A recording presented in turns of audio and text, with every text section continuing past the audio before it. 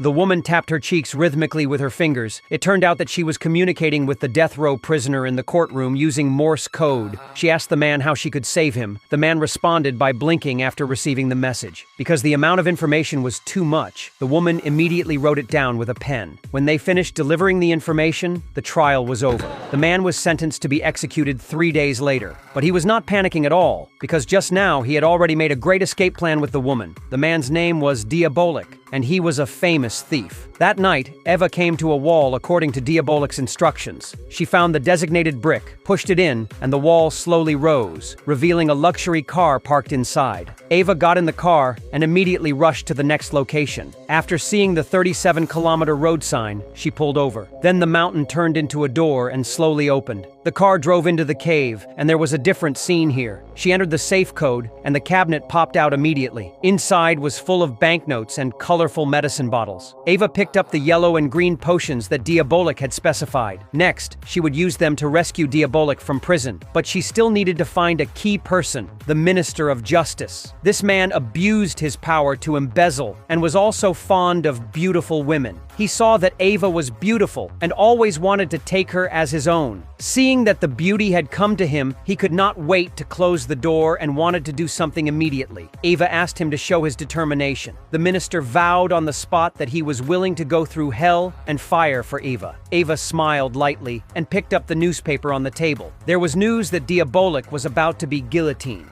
She said she was curious about the legend and wanted to meet him before he died. The minister decisively refused after hearing this because he was a death row prisoner. Eva nuzzled the minister. The minister agreed immediately, but only if he goes with Eva. Eva smiled mischievously, which was exactly what she wanted. That night, the two came to the prison. The minister found a random reason to interrogate Diabolik. They then entered the interrogation room. After 27 minutes, the minister came out coldly and said that Diabolik was like a piece of wood and nothing could be asked out of him. The warden said that he had been like this since he entered the prison. He kept a straight face and said nothing. The next day was the day of execution. The prison guards cut off Diabolik's collar and pressed him to the guillotine. Unexpectedly, he was still expressionless at this time. Seeing his abnormal behavior, the sheriff suddenly realized that something was wrong. He remembered the various human skin masks found in Diabolik's home. He suddenly felt bad and immediately stepped forward to stop the execution.